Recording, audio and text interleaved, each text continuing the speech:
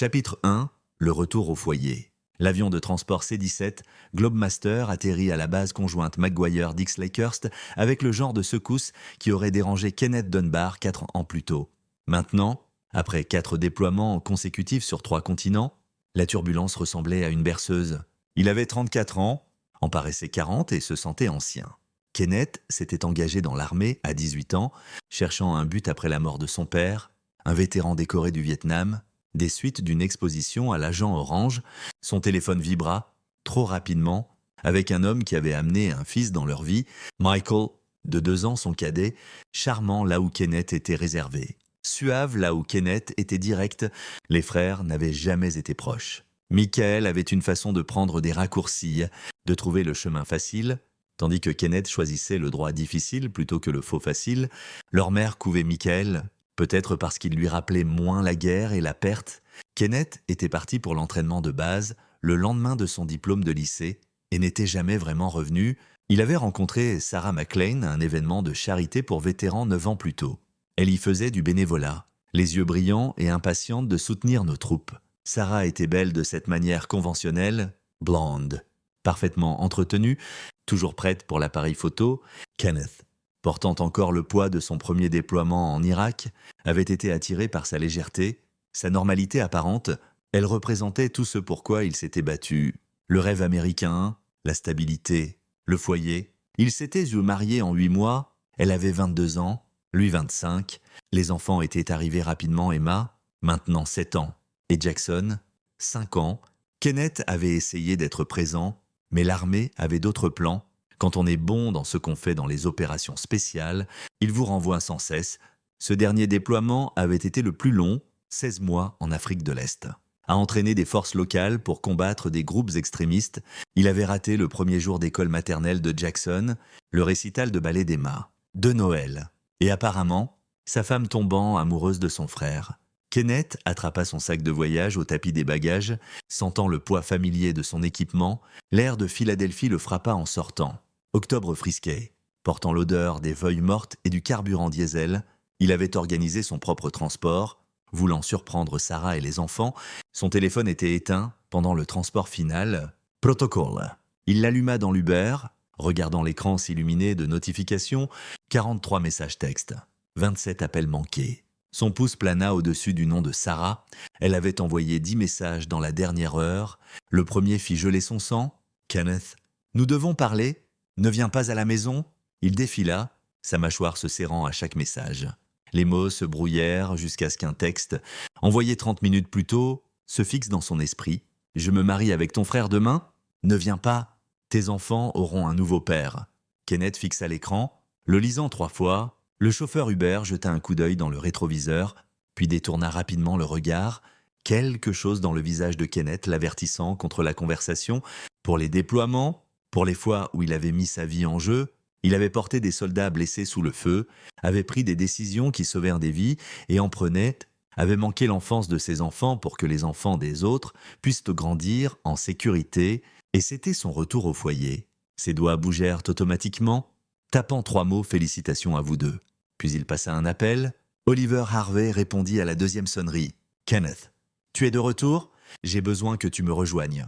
Maintenant, et j'ai besoin que tout ce dont nous avons discuté avant mon départ soit activé. » La voix de Kenneth était plate, contrôlée, la même voix qu'il utilisait pour appeler des frappes aériennes. « Jésus, ça arrive vraiment alors ? Demain ?» Apparemment, il se marie demain. Oliver Harvey n'était pas seulement un avocat familial, c'était le meilleur ami de son père, un homme qui avait vu Kenneth grandir, qui avait été à son mariage, qui avait fait sauter Emma sur ses genoux. C'était aussi un avocat impitoyable spécialisé dans la protection des actifs pour les familles du militaire. « Où es-tu ? À 20 minutes de la maison ? Il y a un dîner sur la route 38. Le Sunrise Grill. Rejoins-moi là-bas dans 1 heure. Kenneth, je suis désolé. Ne sois pas désolé. Oliver, sois juste prêt, parce qu'ils n'ont aucune idée de ce qui les attend. » Kenneth mit fin à l'appel et en passa un autre. « Sergeant Major Cooley, c'est Dunbar. Je suis aux États-Unis. J'ai besoin de cette faveur que tu m'as offerte. » « Ouais. Tout ça, je t'enverrai les détails dans l'heure. L'Uber s'arrêta devant la maison dont Kenneth payait l'hypothèque depuis 9 ans, une modeste coloniale à 2 étages dans un bon district scolaire, le genre d'endroit où les enfants jouent dans les rues et les voisins connaissent les noms des uns et des autres. La voiture de Michael, une BMW en leasing que Kenneth savait que son frère ne pouvait pas vraiment se permettre, était garée dans l'allée de Kenneth. Il paya le chauffeur, attrapa son sac et marcha vers la porte. Sa clé fonctionnait encore, la maison était silencieuse, trop silencieuse pour 15 heures un vendredi, puis il l'entendit, le rire de Sarah d'en haut, suivi de la voix de Michael, basse et intime. Kenneth posa son sac au pied des escaliers, le bruit délibéré, les voix s'arrêtèrent, des pas précipités traversèrent le sol au-dessus, Sarah apparut en haut des escaliers, portant un vieux t-shirt de l'armée de Kenneth. Michael se tenait derrière elle. « Torse-nous !» L'air d'avoir été frappé. « Kenneth !» La voix de Sarah craqua. « Tu n'étais pas censé rentrer avant la semaine prochaine. » Il regarda sa femme, la regarda vraiment, et vit une étrangère. Clairement, ce n'est pas ce que ça paraît. Michael commença à descendre les escaliers. Kenneth leva une main. « Arrête !» Quoi que tu sois sur le point de dire, arrête juste. Il se tourna vers Sarah. « Où sont M et Jackson ?»« Chez ma mère. »« Kenneth, s'il te plaît, nous devrions parler. Nous n'avons rien à nous dire ? J'ai reçu ton texto, très attentionné, de me prévenir. » Il ramassa son sac. « Je serai au Hampton Inn sur la route 70. Mon avocat te contactera pour les arrangements. » « Quels arrangements ?» Le visage de Sarah pâlit. « Pour notre divorce ? Pour la garde ? Pour tout ?» Kenneth regarda Michael. « Et toi ? Je te verrai très bientôt. Frérot, allez !» La voix de Michael portait ce ton pleurnichard familier, celui qu'il avait utilisé toute leur vie pour se sortir des conséquences. « Je ne suis pas ton frère, plus maintenant. Tu as fait ce choix quand tu as décidé de baiser ma femme dans mon lit pendant que j'étais déployé. » Kenneth sortit de la maison, ignorant les appels de Sarah. Il ne claqua pas la porte, ne cria pas, ne s'effondra pas. Il partit simplement, parce que Kenneth Dunbar avait appris quelque chose en 4 déploiements. La colère était inutile sans stratégie. L'émotion sans planification n'était que chaos, et ce qu'il avait planifié pour Sarah et Michael n'était ni chaotique ni émotionnel. C'était précis, calculé et absolument dévastateur. Chapitre 2, les fondations. Le Sunrise Grill sentait le café et les pommes de terre frites, le genre d'endroit où les habitués connaissent les noms des enfants de la serveuse. Kenneth était assis dans une banquette d'angle, dos au mur, vieilles habitudes. En train de siroter sa 3e tasse de café noir, la caféine ne faisait rien. Il avait opéré avec bien moins de sommeil dans des conditions bien pires. Oliver Harvey se glissa dans la banquette exactement 62 minutes après l'appel de Kenneth. Il avait 63 ans, cheveux argentés, avec le genre de présence au tribunal qui rendait les avocats adverses nerveux. Il portait une mallette en cuir qui coûtait probablement plus que le paiement mensuel de la voiture de Michael. « Parle-moi », dit Oliver, commandant un café sans regarder le menu. Kenneth sortit son téléphone, ouvrant un dossier verrouillé. « Il y a 2 ans, avant mon 3e déploiement, j'ai commencé à remarquer des choses, de petites choses. » Sarah inclinait son téléphone quand elle textait. Michael a commencé à venir plus souvent, toujours avec une excuse. Aider avec les enfants, réparer des choses dans la maison. Ses explications étaient trop détaillées, trop parfaites. Tu as soupçonné alors, je suis entraîné à remarquer les schémas, Oliver. Les déviations du comportement de base.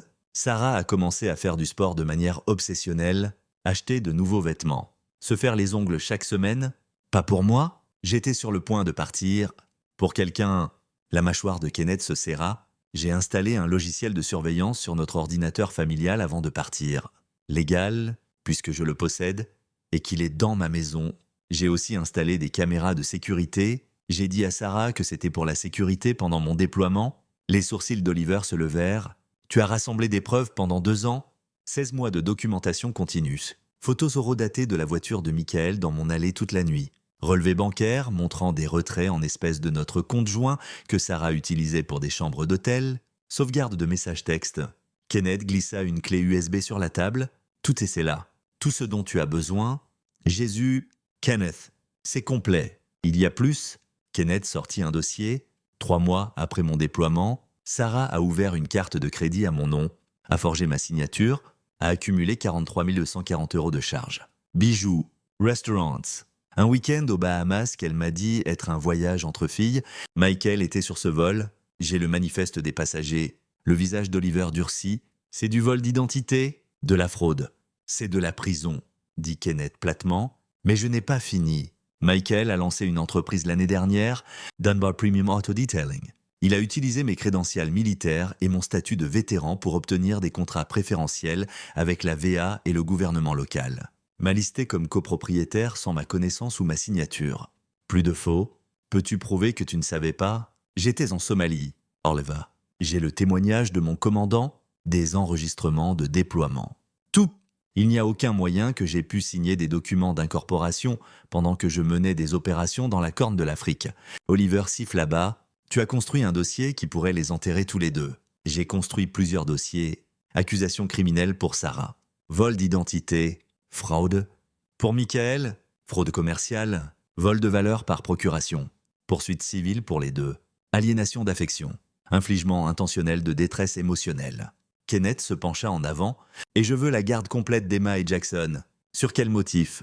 La Pennsylvanie n'accorde généralement pas la garde exclusive à moins qu'il y ait preuve d'inaptitude parentale, Les caméras ont capturé Sarah laissant les enfants seuls plusieurs fois pendant qu'elle allait voir Michael. Les dossiers scolaires d'Emma montrent des conférences parents-enseignants manquées, des fiches de permission oubliées. Le pédiatre de Jackson m'a appelé, moi, déployé à l'étranger parce que Sarah avait manqué ses vaccinations de 6 mois. Kenneth sortit un autre dossier, plus épais que le premier. Négligence médicale, négligence émotionnelle, adultère au domicile. J'ai des enregistrements d'eux en train de faire l'amour pendant que mes enfants étaient dans la maison. L'audio a capturé Emma frappant à la porte de la chambre, pleurant parce qu'elle avait peur, et Sarah lui criant de partir. L'expression d'Oliver passa de l'intérêt professionnel à une véritable colère. C'est inadmissible, c'est mon dossier. Kenneth vida son café. Je veux la maison, je veux la garde, je veux tous les actifs. Et je veux qu'il soit poursuivi dans toute la mesure de la loi. Les poursuites pourraient être délicates. Le procureur doit décider. Le procureur est Zach Schwartz. Il était 2 ans derrière moi à Penn State. Nous avons joué au football ensemble. Son frère a servi avec moi en Afghanistan. Le sourire de Kenneth était froid. Je lui ai déjà envoyé un résumé préliminaire. Il est très intéressé par la poursuite de fraude contre un militaire déployé. Oliver étudia Kenneth avec quelque chose approchant l'admiration. Tu as pensé à tout? Non. Oliver, j'ai documenté tout. J'ai appris il y a longtemps que dans la guerre, on gagne avant que le combat commence. Intelligence supérieure, meilleure position. Connaître son ennemi mieux qu'il ne se connaît lui-même. Le téléphone de Kenneth vibra, 31e appel manqué de son frère. Il pense que c'est un drame romantique où ils sont les victimes des circonstances, où l'amour conquiert tout. Ils n'ont aucune idée qu'ils sont dans une opération tactique. De quoi as-tu besoin de moi ? Audience de garde d'urgence lundi matin à la 1re heure. Déposé pour le divorce simultanément. Ordonnance restrictive contre eux deux. Je veux Sarah hors de la maison d'ici dimanche. Elle peut rester avec Michael puisqu'ils sont si impatients de jouer à la maison. Le mariage, laisse-les la voir. Laisse-les penser qu'ils ont gagné. Pendant qu'ils célèbrent demain, je serai en train d'exécuter la phase suivante. Qui est? Kenneth sourit et ce n'était pas agréable. L'entreprise de Michael repose sur ses contrats gouvernementaux, des contrats qui nécessitent des habilitations de sécurité et des vérifications de fonds. J'ai déjà soumis des plaintes au bureau de l'inspecteur général de la VA et à l'administration des petites entreprises. Ils gèleront ses comptes lundi matin en attendant l'enquête. Ça le ruinera financièrement. C'est le but. Sarah l'a épousé en s'attendant à vivre de mon argent tout en profitant de la compagnie de mon frère. Voyons combien elle l'aime quand il ne peut même pas payer sa voiture. Oliver secoua la tête. J'exerce le droit depuis 40 ans. Kenneth. Je n'ai jamais vu quelqu'un d'aussi préparé pour un divorce. Ce n'est pas un divorce. Enleva. C'est une extraction. Kenneth se leva, laissant de l'argent sur la table. Dans l'armée, quand une mission est compromise, on extrait les actifs et élimine la menace. Sarah et Michael ont compromis ma famille. Maintenant, j'extrais mes enfants et élimine la menace pour leur bien-être. Et ton frère? Ta mère aussi? Ma mère a choisi Michael il y a longtemps. Elle devra vivre avec ce choix. La voix de Kenneth était de glace. Dépose tout lundi matin. Je veux qu'ils soient servis pendant qu'ils sont encore en gueule de bois de leur nuit de noces. Kenneth sortit dans la soirée d'octobre. Son téléphone enfin silencieux. Laisse-les célébrer. Laisse-les penser qu'ils s'en sont tirés. Parce que demain, pendant qu'ils échangent des vœux construits sur des mensonges et la trahison, ils rendraient visite à chaque personne qui comptait, les enseignants d'Emma et Jackson, ses voisins, l'employeur de Sarah, les partenaires commerciaux de Michael, et lundi matin, quand la réalité s'abattrait, Kenneth serait là pour regarder les fondations de leur fantasme s'effondrer en poussière. Le samedi matin se leva froid et gris sur la banlieue de Philadelphie. Kenneth était assis dans une voiture de location devant la maison de Gwendoline Atkinson, la mère de Sarah. Regardant le soleil se lever sur la pelouse parfaitement entretenue, ses enfants étaient à l'intérieur, probablement en train de se réveiller, inconscients que leur monde était sur le point de changer pour toujours. Son téléphone montrait 18 nouveaux messages, tous de Michael. Kenneth avait écouté les messages vocaux une fois, les classant comme preuve. La progression était fascinante d'un point de vue psychologique, colère, puis marchandage, puis panique, et enfin, dans le plus récent, envoyé à 2h47, désespoir. Mec, c'est injuste. Tu ne peux pas nous faire ça? Maman panique. Les comptes sont gelés? Comment as-tu même fait ça? Rappelle-moi, on peut arranger ça? Je suis encore ton frère. Mec, Kenneth n'effaça rien. Chaque mot était une munition. À 7h15, la porte d'entrée s'ouvrit. Emma sortit la première, 7 ans avec les cheveux noirs de son père et des yeux sérieux. Elle portait une robe violette, l'idée de Sarah pour une demoiselle d'honneur, et portait un petit panier. Jackson suivit, 5 ans et montrant déjà des signes de l'entêtement Dunbar, portant un mini-costume qui avait l'air inconfortable. Kenneth sortit de la voiture. « Papa !» Le panier d'Emma toucha le sol alors qu'elle courait à travers la pelouse. Kenneth l'attrapa, la soulevant dans ses bras. Sentant quelque chose dans sa poitrine se fissurer, Jackson était juste derrière, s'accrochant à la jambe de Kenneth. « Tu es à la maison? Maman a dit que tu ne rentrerais pas avant la semaine prochaine. » La voix d'Emma était pure joie. Et Kenneth dut fermer les yeux un moment contre la vague de rage envers Sarah pour avoir menti, même sur ça. Les plans ont changé, ma chérie. Il s'agenouilla, tenant les 2 enfants. « Vous m'avez tant manqué à tous les deux. Tu nous as manqué aussi. » La voix de Jackson était étouffée contre l'épaule de Kenneth. « Maman a dit qu'on doit aller à un mariage aujourd'hui. Tu peux venir ?» Avant que Kenneth puisse répondre, Gwendoline apparut dans l'encadrement de la porte. Elle avait 62 ans, une veuve qui n'avait jamais approuvé Kenneth.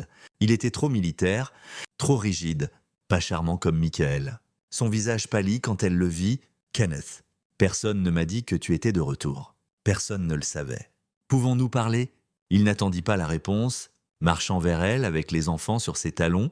À l'intérieur, maintenant, le salon de Gwendoline était un sanctuaire pour l'enfance de Sarah. Des photos partout, des trophées de cheerleading, des couronnes de concours de beauté. Kenneth s'y était toujours senti comme un intrus. Emma, Jackson, allez regarder des dessins animés dans le salon. J'ai besoin de parler à grand-mère Gwen. Les enfants coururent et Kenneth se tourna pour faire face à la mère de Sarah.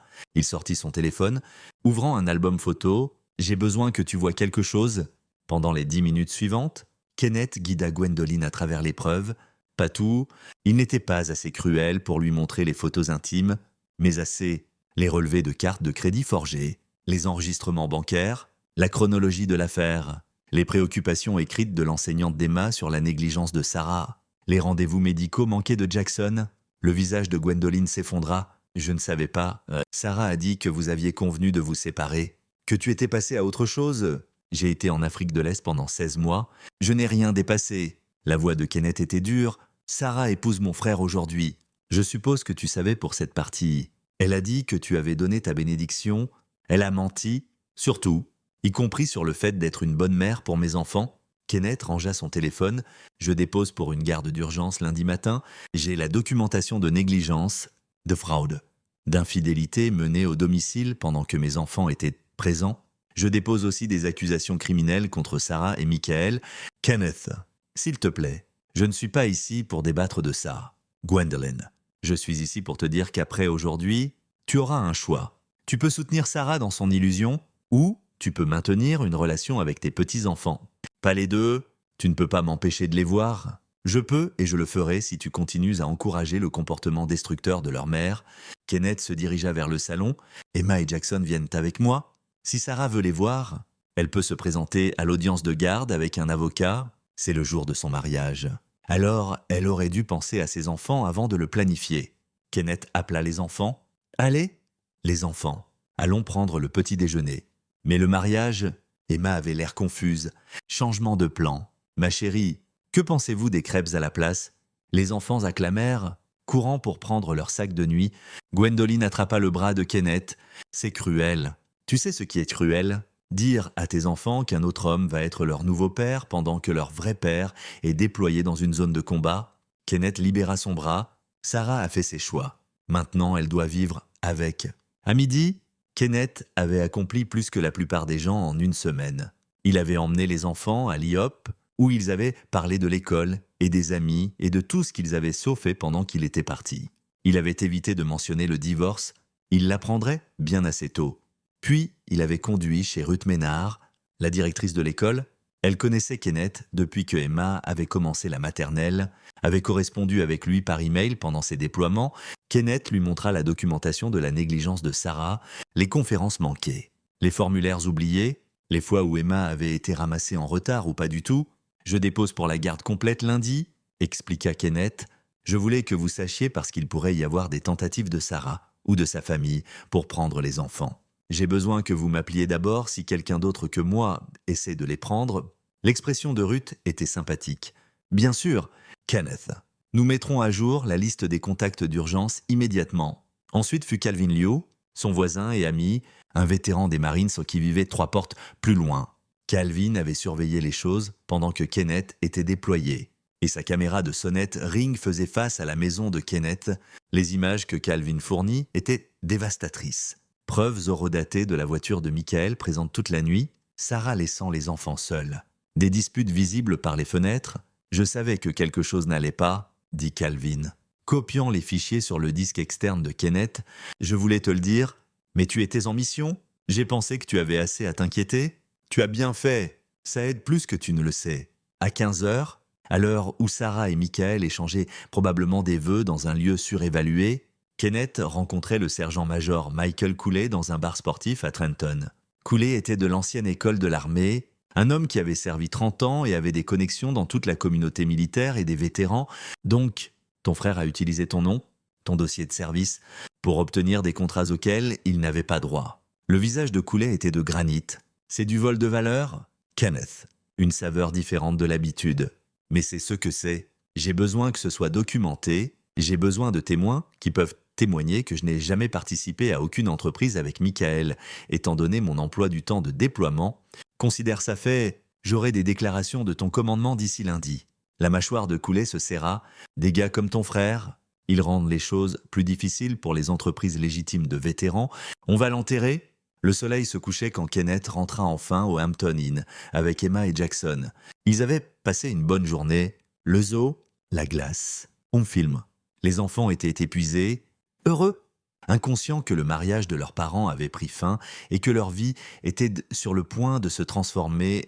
Kenneth les borda dans les lits de l'hôtel, Emma déjà à moitié endormie, Jackson luttant comme toujours. « Papa !» La voix d'Emma était somnolente. « Vas-tu repartir ?» La question frappa comme un éclat d'obus. « Non, bébé, je ne déploie plus, je reste ici avec vous. »« Promise, je promets. » Après qu'il se soit endormi, Kenneth sortit sur le balcon de l'hôtel, regardant le parking assombri. Son téléphone montrait 47 appels manqués maintenant. Sarah avait appelé 16 fois. Michael, Benito, sa mère, 9 fois. Il écouta un message vocal de sa mère. Kenneth Michael Dunbar. Qu'as-tu fait ? Michael dit que ses comptes d'entreprise sont gelés. Que tu as fait quelque chose ? C'est la famille. Comment as-tu pu ? Kenneth sauvegarda le message. Plus de preuves de qui sa mère soutenait vraiment et bloqua son numéro à 23h37. Il reçut un texto d'un numéro inconnu. C'était une photo. Sarah et Michael à leur mariage. L'air radieux, l'air de gens qui s'en étaient tirés avec quelque chose. Le message dessous disait de ton frère aimant et sa nouvelle femme. Désolé que tu n'aies pas pu être là. Kenneth fixa la photo un long moment. Ils avaient l'air heureux, triumphant, comme s'ils avaient gagné. Laisse-les avoir ce moment. Laisse-les avoir cette journée parfaite où ils pensaient l'avoir emportée, où ils avaient obtenu leur fin de conte de fées, parce que, lundi matin, l'histoire réelle commencerait, et contrairement aux fantasmes qu'ils avaient construits, cette histoire serait documentée, prouvée et poursuivie avec un préjudice extrême. Kenneth régla son alarme pour 5 heures. Oliver déposerait les papiers à 9 heures précises. À midi, Sarah et Michael seraient en service. D'ici la fin de la journée, tout le poids du système légal, de la communauté militaire et du dossier soigneusement construit de Kenneth s'abattrait sur eux. Il regarda ses enfants endormis, pensa à tout ce qu'ils avaient traversé, tout ce qu'ils méritaient, Ce n'était pas de la vengeance, c'était de la justice. C'était protéger ses enfants de deux personnes qui avaient prouvé qu'elles étaient incapables de mettre quiconque d'autre en premier. Kenneth effaça la photo, bloqua le numéro et alla se coucher. Il avait une longue semaine devant lui. Chapitre 4. Le marteau tombe. Le lundi matin arriva avec la précision froide d'une frappe chirurgicale. Kenneth était levé à 5 heures, exactement comme prévu. Travaillant sur sa liste finale pendant qu'Emma et Jackson dormaient, à 6h30, il confirma avec Oliver que tous les documents étaient déposés. À 7h45, il déposa les enfants à l'école, parlant personnellement à la directrice et au personnel du bureau sur la situation de garde mise à jour. À 9h03, selon l'horodatage de la confirmation du serveur de processus, Sarah fut servie à son travail. Elle était hygiéniste dentaire dans un cabinet à Marlton. Le serveur rapporta qu'elle était devenue blanche comme un linge et avait dû être aidée pour s'asseoir. À 9h47, Michael fut servi à son lieu d'affaires. Le serveur nota qu'il était devenu agressif et avait dû être averti contre l'interférence avec le processus légal. Kenneth était au bureau d'Oliver Harvey quand les deux confirmations arrivèrent. Était aussi présent Zach Schwartz, le procureur de district, et Trevor Carroll, un enquêteur du bureau de l'inspecteur général de la VA. La fraude commerciale est étendue, dit Trevor, étalant des documents sur la table de conférence. Michael Dunbar a revendiqué le statut d'entreprise détenu par un vétéran en utilisant le DD 214 de Kenneth et les dossiers de service. Il a sécurisé plus de 313 000 € en contrats gouvernementaux préférentiels au cours des 18 derniers mois. Le problème est que Kenneth n'était pas seulement absent, il était déployé à l'étranger. Ses signatures sont des faux évidents. À quel point évident ? Demanda Kenneth. Trevor sortit une feuille de comparaison. Ta signature réelle a des caractéristiques spécifiques, des points de pression, des motifs de flux. Ces faux sont grossiers. Il a à peine essayé. Il a supposé que personne ne vérifierait parce que tu étais déployé. Zach s'adossa à sa chaise. C'est plusieurs chefs de fraude. Vol d'identité et vol de valeur sous la loi sur le vol de valeur de 2013. On parle d'accusation fédérale. Kenneth, ça va au-delà du tribunal civil. Quel est le calendrier ? La voix de Kenneth était stable et clinique. Nous devrons coordonner avec les procureurs fédéraux. Mais je peux avoir des accusations d'État déposées d'ici la fin de la semaine. Pourquoi fraude ? Faux, vol d'identité. Chaque chef porte 5 à 10 ans. Avec son casier précédent. Casier précédent. La tête de Kenneth se redressa. Zach sourit sombrement. J'ai creusé un peu. Ton frère a un casier juvénile qui a été scellé. Vol à l'étalage. Chèque sans provision. Puis il y a 3 ans, il a été interrogé dans un schéma de fraude de carte de crédit mais jamais accusé. Le gars mène des escroqueries toute sa vie. Kenneth sentit quelque chose de froid s'installer dans sa poitrine. Sa mère n'avait jamais mentionné rien de tout ça. Sarah savait. Elle a co-signé sur ses prêts commerciaux. Oliver intervint, glissant plus de papiers en avant, s'est rendu légalement responsable. Quand la VA gèlera ses comptes et demandera le remboursement, elle est responsable de centaines de milliers. Peut-elle prétendre qu'elle ne savait pas ? Sa signature est sur des documents décrivant le statut détenu par un vétéran. Elle savait exactement ce qu'elle signait. L'expression d'Oliver était satisfaite. Ils regardent tous les deux des accusations criminelles et une responsabilité civile. La maison que tu possèdes, les voitures, tes comptes bancaires, tout protégé sous la loi sur le soulagement civil des membres du service, elle ne peut pas les toucher. Le téléphone de Kenneth vibra, un appel de Sarah. Le 48e depuis samedi, il le déclina. L'audience de garde est fixée pour jeudi. Oliver continua. Motion d'urgence basée sur la négligence et la mise en danger des enfants. J'ai assigné les dossiers scolaires, les dossiers médicaux, et nous avons les témoignages de 3 voisins, de l'enseignante d'Emma et du pédiatre de Jackson. Nous déposons aussi les images de sécurité. Je veux être clair sur ces images. Kenneth interrompit. N'incluez que ce qui est pertinent pour le bien-être des enfants. Je n'ai pas besoin de preuves graphiques de l'affaire. Les enfants pourraient voir ces dossiers un jour. Oliver hocha la tête approuvant. Déjà triés. Nous utilisons des clips montrant Sarah laissant les enfants seuls, manquant les ramassages d'école, les problèmes de négligence. L'affaire est documentée par des relevés bancaires et des témoignages. Pas de vidéo.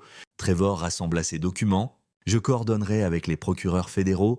Ça va être médiatisé. Un militaire déployé, fraudé par son propre frère. Les médias vont adorer. Pas de médias, dit Kenneth vivement. Pas avant que la garde soit réglée. Je ne veux pas que mes enfants voient leur mère menottée aux infos avant qu'ils comprennent ce qui se passe. D'accord, Zach acquiesça. On le garde discret jusqu'à ce que l'arrangement de garde soit final. Mais Kenneth, tu devrais savoir que quand ça éclatera, ce sera gros. Après la réunion, Kenneth conduisit jusqu'à sa maison. La voiture de Sarah était partie. Elle était probablement au bureau d'un avocat maintenant, essayant frénétiquement de comprendre comment sa journée parfaite s'était transformée en cauchemar. Il utilisa sa clé pour entrer dans sa propre maison. Se sentant comme un étranger, la maison était un désordre. Vaisselle dans l'évier, linge partout, les devoirs d'Emma éparpillés sur la table basse, avec un grand incomplet rouge marqué en haut. Kenneth marcha à travers chaque pièce, documentant tout avec son téléphone. La salle de bain des enfants n'avait pas de papier toilette. La prescription d'inhalateur de Jackson était expirée de 3 mois, le réfrigérateur contenait surtout du vin et des contenants de plats à emporter. Dans la chambre principale, Kenneth trouva plus de preuves de la présence de Michael, des vêtements d'homme qui n'étaient pas les siens, des articles de toilette différents. Il photographia tout, maintenant la distance froide qu'il avait apprise dans le travail de renseignement. Ce n'était plus sa maison, c'était une scène de crime. Son téléphone sonna sa mère. Il avait débloqué son numéro ce matin-là, sachant que cet appel viendrait. « Kenneth, qu'as-tu fait? Sais-tu ce que tu as fait à ton frère? »« Bonjour. Mère. Ne me dis pas mère. L'entreprise de Michael est gelée. Il ne peut pas payer les salaires.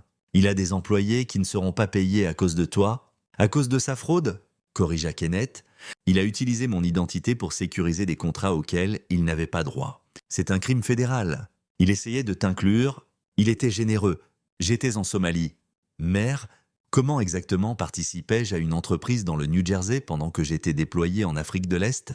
Comment ai-je signé des documents d'incorporation pendant que je menais des opérations antiterroristes? Silence. Tu savais? Dit Kenneth calmement. Tu savais ce qu'il faisait?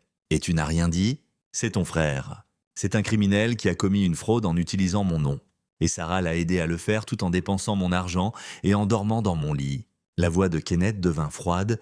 Tu veux défendre ça? D'accord, mais ne m'appelle plus Kenneth Michael Dunbar. Écoute-moi. Il raccrocha, puis il bloqua son numéro à nouveau, cette fois définitivement. À 13h47, le téléphone de Kenneth vibra avec un texto d'un numéro qu'il ne reconnaissait pas. C'est Leanne Connor, l'avocate de Sarah. Nous devons discuter des termes. Ma cliente est prête à négocier. Kenneth transmit le message à Oliver, qui l'appela immédiatement. Il panique, dit Oliver avec satisfaction. Ils ont vu les preuves et ils savent qu'ils sont fichus. Que veux-tu offrir? Rien, je veux la garde complète. La maison, tous les actifs. Sarah peut avoir ce qui est dans son compte personnel et la voiture qu'elle conduisait quand nous nous sommes rencontrés. Tout le reste reste avec moi et les enfants. Kenneth, c'est agressif même pour un dossier solide. Je suis un militaire déployé qui a été fraudé par sa femme et son frère. Elle a commis un vol d'identité, négligé nos enfants et mené une affaire dans la maison familiale. Je ne négocie pas avec des gens qui ont déjà prouvé qu'on ne peut pas leur faire confiance. Elle pourrait se battre. Laisse-la. J'ai 17 témoins, 6 mois de preuves vidéo et des preuves documentées de tout ce que j'ai claimed. Laisse-la essayer d'expliquer à un juge pourquoi elle mérite quoi que ce soit. À 16h, Kenneth ramassa Emma et Jackson à l'école. Ils étaient en un silencieux pendant le trajet à l'hôtel, sentant que quelque chose n'allait pas, mais ne sachant pas quoi. « Papa », dit Emma prudemment, « maman a appelé grand-mère Gwen. Elle a dit que nous pourrions ne pas la voir pendant un moment. » Les mains de Kenneth se serrèrent sur le volant. « Ta maman et moi avons des problèmes d'adultes, mais je veux que vous sachiez quelque chose. Ce n'est pas votre faute. Rien de tout ça n'est à cause de vous. Allez-vous divorcer ?» La voix d'Emma était petite. Kenneth gare à la voiture, se tournant pour faire face aux 2 enfants. « Oui, ta maman et moi divorçons. Et ça signifie que certaines choses vont changer. Mais une chose qui ne changera pas est combien je vous aime, tous les 2. Vous serez toujours ma priorité, toujours. Est-ce qu'on verra encore maman ?» demanda Jackson. « Oui, on va arranger les détails, mais vous la verrez. Vous verrez oncle Michael aussi ? Probablement. » Kenneth força les mots à sortir. « Mais pour l'instant, vous restez avec moi ?» Emma pleurait silencieusement. Kenneth détacha sa ceinture et passa à l'arrière, tirant les 2 enfants dans ses bras. « Je sais que c'est effrayant.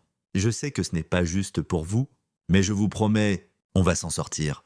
On va être mieux que s'en sortir. » Cette nuit-là, après que les enfants soient endormis, Kenneth s'assit sur le balcon de l'hôtel et passa un appel à Art Price, son sergent d'équipe de son dernier déploiement. « Dunbar, tu es aux États-Unis ?»« Ouais. »« Et Art, j'ai besoin de te dire quelque chose. » Kenneth raconta toute l'histoire.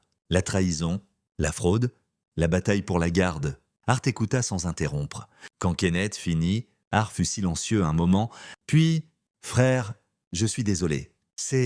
Je n'ai même pas les mots, je gère ça, mais je voulais que tu saches. L'équipe devrait savoir pourquoi je ne me réengage pas. Tu sors, j'ai des enfants qui ont besoin de leur père présent, pas déployés, pas en train de manquer anniversaires et vacances. Ici, Kenneth regarda les étoiles, j'ai donné 16 ans à l'armée, il est temps de donner le reste à mes enfants. Tu fais le bon choix? Ces enfants ont de la chance de t'avoir. Après l'appel, Kenneth reçut un email d'Oliver, l'avocate de Sarah, a appelé. Ils veulent régler, elle te donne la garde primaire, garde la maison, la plupart des actifs, elle veut des visites supervisées et pas d'accusations criminelles déposées. La réponse de Kenneth fut immédiate. Pas d'accord, garde complète. Pas de visite sans mon approbation, maison et tous actifs restent avec moi. Les accusations criminelles procèdent comme prévu. Ils m'ont trahi et négligé mes enfants. Ils ne peuvent pas négocier les conséquences. La réponse d'Oliver revint en seconde. Je les informerai. Prépare-toi à la guerre. Kenneth sourit dans l'obscurité. Il se préparait à la guerre depuis le jour où il avait lu ce message texte, et c'était une bataille qu'il ne perdrait pas. Chapitre 5. Point de rupture. Mercredi matin, Kenneth reçut un appel de Trevor Carroll à 6h43. Kenneth. Nous avons un problème? Kenneth fut instantanément alerte, se levant du bureau de la chambre d'hôtel où il examinait les documents de garde. Parle-moi. Ton frère a fui hier soir, a vidé son appartement, a pris sa voiture, a disparu. Nous avons un mandat d'arrêt, mais il est dans la nature. Qu'en est-il de son entreprise? A vidé les comptes avant que le gel ne prenne effet total. A pris environ 13 800 €. A laissé ses employés dans le pétrin. Bureau fermé. Il fait face à des accusations fédérales maintenant et il le sait. Kenneth traita ça. Son esprit courant déjà des scénarios. Qu'en est-il de Sarah? Encore ici. Son avocate essaie de joindre Oliver toutes les heures. Elle est désespérée. Kenneth. Michael l'a laissé porter le chapeau. Bien, laisse-la paniquer. Kenneth jeta un coup d'œil aux enfants, encore endormis. Tiens-moi au courant de la localisation de Michael. Je le ferai. Kenneth. Ton frère est un fuyard. Il ne va pas affronter ça. Il refera surface éventuellement. Ils le font toujours. À 9h, Kenneth était au bureau d'Oliver pour la préparation pré-audience de garde. Leanne Connor, l'avocate de Sarah, avait demandé une réunion d'urgence. Oliver avait accepté, mais seulement avec Kenneth présent. Leanne Connor était dans la quarantaine, habillée professionnellement, avec l'air épuisé de quelqu'un qui avait passé la nuit à gérer une cliente impossible. Elle regarda à peine Kenneth quand elle entra dans la salle de conférence, dirigeant son attention vers Oliver. « Nous devons discuter des termes de règlement. Ma cliente est prête à accepter la garde conjointe. Avec Kenneth ayant la résidence physique primaire, elle acceptera la thérapie, des cours de parentalité, tout ce que le tribunal requiert. Pas d'accusation criminelle, demanda Oliver. Les accusations criminelles sont négociables avec le procureur. Pas moi. Mais nous demanderions que Kenneth coopère pour les minimiser. Kenneth se pencha en avant. Où est Michael? Leanne hésita. Nous ne représentons pas Michael Dunbar. Ce n'est pas ce que j'ai demandé. Où est-il? Je ne sais pas. Ce n'est pas mon client. Il l'a laissé, dit Kenneth platement, a pris l'argent qu'ils ont volé et a fui. Et maintenant, Sarah est coincée avec des accusations fédérales de fraude et aucun moyen de payer ses frais légaux. Le silence de Leanne fut une confirmation suffisante. Kenneth se leva. Je veux la garde complète. Sarah obtient des visites supervisées une fois par semaine dans un cadre clinique avec un thérapeute présent. Elle complète un cours de parentalité, maintient un emploi et reste propre. Je veux des tests de drogue mensuels. Tests de drogue. Ma cliente n'a pas de problème de substance. Elle est sous médicaments anti-anxiété depuis 2 ans et le mélange avec du vin. J'ai des images de sécurité d'elle évanouie sur le canapé pendant que mon fils de 5 ans se faisait son propre dîner. La voix de Kenneth était de glace. Donc oui, test de drogue, mensuels, visite supervisée, pas de nuit sans mon approbation. Et elle ne prend aucune décision sur l'éducation. Les soins médicaux ou le bien-être des enfants sans mon consentement écrit. C'est essentiellement enlever tous les droits parentaux. Elle les a abandonnés quand elle a choisi mon frère plutôt que ses enfants. Kenneth se dirigea vers la porte. À demain au tribunal. Cet après-midi-là, Kenneth visita à nouveau la mère de Sarah. Gwendoline avait appelé, laissant des messages de plus en plus désespérés. Quand il arriva chez elle, elle avait l'air d'avoir vieilli d'une décennie. Kenneth. S'il te plaît, Sarah s'effondre. C'est ma fille. C'est aussi une criminelle qui a fraudé un militaire déployé et négligé ses enfants. Elle a fait des erreurs. Les gens font des erreurs. Les erreurs sont des accidents. C'était calculé, soutenu et délibéré. Kenneth resta debout. Je suis ici pour te dire que si tu témoignes en faveur de Sarah demain, je n'aurai pas d'autre choix que de t'appeler comme témoin hostile et te questionner sur tout ce que tu savais et quand tu l'as su. Le visage de Gwendoline s'effondra. Tu me ferais ça? Tu l'as encouragée. Tu savais qu'elle voyait Michael. Tu savais que les enfants étaient des négligés. Et tu n'as rien dit. Donc oui, si tu me forces la main, je te mettrai à la barre et te ferai répondre pour ça. C'est ma fille. Et Emma et Jackson sont mes enfants. Si tu veux rester leur grand-mère, tu resteras neutre demain? L'expression de Kenneth s'adoucit légèrement. Je n'essaie pas de te blesser, Gwendoline. Mais je protégerai mes enfants de quiconque menace leur bien-être. N'importe qui. Il la laissa pleurant sur son canapé, ne ressentant rien d'autre que la détermination froide qu'il avait gardée en vie pendant 4 déploiements. Mercredi soir, le téléphone de Kenneth sonna à 2h14, numéro inconnu. Il répondit immédiatement, se déplaçant sur le balcon pour ne pas réveiller les enfants. « Allô, Kenneth ?» La voix de Michael était râpeuse, désespérée. « Nous devons parler. Où es-tu? Peu importe. Écoute, je suis désolé. D'accord, je suis désolé pour tout. Je n'ai jamais voulu que ça aille aussi loin. Sarah et moi, nous juste, c'est arrivé. Et puis, nous ne pouvions pas arrêter. Où es-tu? Répéta Kenneth. J'ai besoin que tu annules l'enquête fédérale. Dis-leur que c'était un malentendu. Que tu as donné la permission? J'étais déployé en Somalie. Michael, comment ai-je donné la permission pour quoi que ce soit? Nous pourrions dire que nous en avons discuté avant ton départ. Que nous avions un accord. Donc tu veux que je commette un parjure pour te sauver des conséquences de ta fraude. Kenneth rit amèrement. Tu penses vraiment que je ferais ça? Je suis ton frère. Maman perd la tête. Sarah s'effondre. J'ai des agents fédéraux qui me cherchent hier. Tout ça est le résultat de tes choix, tes actions. Tu as décidé de coucher avec ma femme. Tu as décidé de forger ma signature et de voler mon identité. Tu as décidé d'utiliser mon dossier de service pour ton profit. Et maintenant, tu décides de fuir au lieu d'affronter ce que tu as fait. Kenneth. S'il te plaît, rends-toi, affronte les accusations. Peut-être que le DEA considérera la coopération pour la sentence, mais je ne t'aide pas. Pas maintenant, pas jamais. Tu vas vraiment faire ça? Détruire ta propre famille. Tu as détruit notre famille quand tu m'as trahi? La voix de Kenneth devint plate. Et tu n'es plus mon frère. Tu es juste une cible. Il raccrocha, bloquant le numéro immédiatement. Puis il appela Trevor Carroll. Michael vient de m'appeler. La trace vient d'arriver. Il est dans le Delaware. Peut-être le Maryland, direction Sud. On va la voir. Kenneth, est-ce que ça va? Ça va? Mets-le juste en détention avant qu'il ne blesse quelqu'un d'autre. Jeudi matin arriva avec une clarté brutale. L'audience de garde était fixée à 10h au tribunal familial du comté de Burlington. Kenneth s'habilla en uniforme de service, classe A avec toutes les décorations. C'était un mouvement calculé. Rappeler au juge exactement qui il était et ce qu'il avait sacrifié. Oliver le rejoignit dehors, le tribunal. Sarah est ici, elle a l'air mal en point. Je me fiche de son apparence. À l'intérieur, Kenneth vit Sarah pour la première fois depuis samedi. Elle avait perdu du poids, ses yeux étaient creux et elle avait l'air de ne pas avoir dormi depuis des jours. Leanne Connor était assise à côté d'elle, chuchotant urgemment. La juge était Rochelle Palmer, une ancienne avocate de tribunal familial connue pour prioriser le bien-être des enfants par-dessus tout. Elle examina le dossier plusieurs minutes avant de lever les yeux. C'est l'une des pétitions de garde les plus complètes que j'ai vues. M. Dunbar. Vous avez fourni une documentation étendue? Oui. Votre honneur. Je veux m'assurer que le tribunal a des informations complètes pour prendre la meilleure décision pour mes enfants. La juge Palmer passa 90 minutes à examiner les preuves.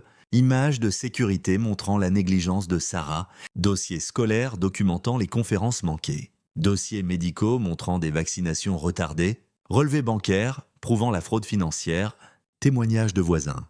Enseignants, médecins, l'avocate de Sarah essaya de monter une défense, mais elle s'effondra sous contre-interrogatoire. Madame Dunbar, avez-vous ou non forgé la signature de votre mari pour ouvrir une carte de crédit à son nom pendant qu'il était déployé? Oui. J'avais besoin d'argent. Kenneth n'était pas là. Ce n'est pas ce que j'ai demandé. Avez-vous forgé sa signature?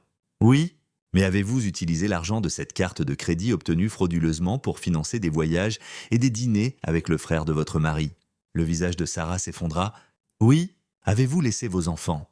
âgé de 5 et 7 ans, seul à la maison pendant que vous rencontriez Michael Dunbar.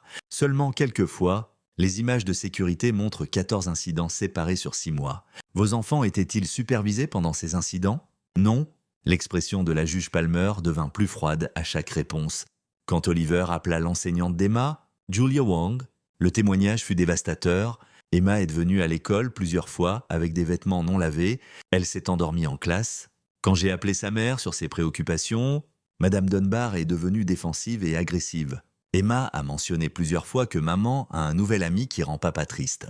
À 13 heures, la juge Palmer en avait assez entendu. J'accorde à Kenneth Dunbar la garde légale et physique complète d'Emma Dunbar, âgée de 7 ans, et Jackson Dunbar, âgé de 5 ans. Sarah Dunbar aura des visites supervisées 2 heures par semaine. Conditionnées à la complétion de cours de parentalité et thérapie en cours, toutes les visites seront supervisées par un moniteur désigné par le tribunal. M. Dunbar prendra toutes les décisions concernant l'éducation, les soins médicaux et le bien-être général des enfants. Sarah s'effondra sur sa chaise, sanglotant.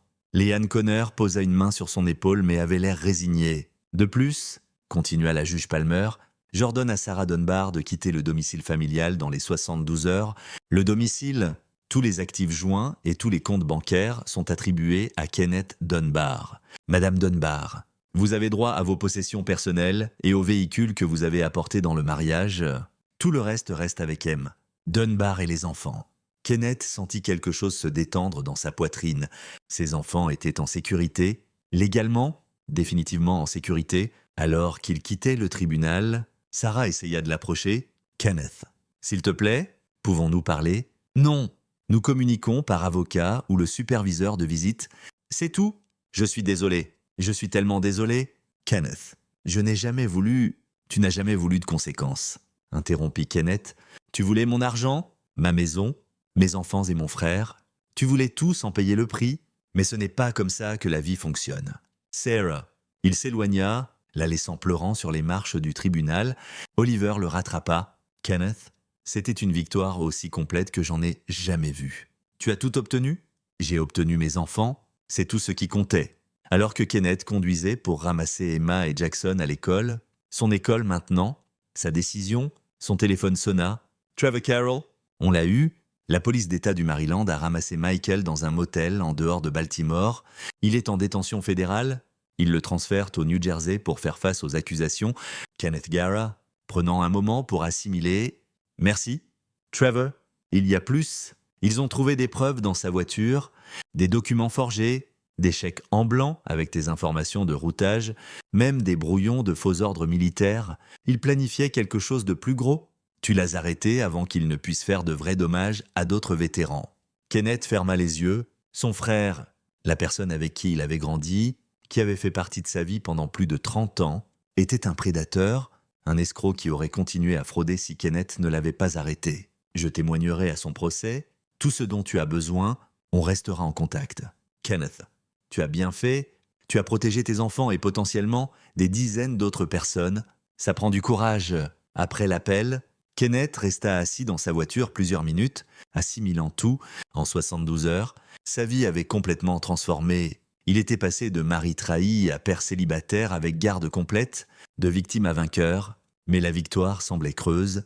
Son mariage était terminé, son frère allait en prison. Sa mère avait choisi le camp contre lui. La famille qu'il pensait avoir s'était révélée être un mensonge. La seule vérité restante était Emma et Jackson. Ils étaient pourquoi il avait combattu. Ils étaient pourquoi il avait gagné. Kenneth conduisit à l'école. Arrivant juste au début de la sortie, quand Emma le vit, elle courut avec son enthousiasme habituel. « As-tu parlé au juge aujourd'hui ?»« Papa. »« Oui. »« Ma chérie, qu'ont-ils dit ?» Kenneth s'agenouilla, tirant les 2 enfants près. « Ils ont dit que vous restez avec moi. »« Pour de bon ?» Le visage d'Emma s'illumina. « Vraiment, on n'a pas à retourner chez grand-mère Gwen. Vraiment, on rentre à la maison, notre vraie maison. » Alors que Kenneth conduisait vers la maison qui était enfin, légalement la sienne à nouveau. Emma s'endormit sur la banquette arrière. Épuisé par le stress de la semaine, Jackson joua calmement avec un camion jouet.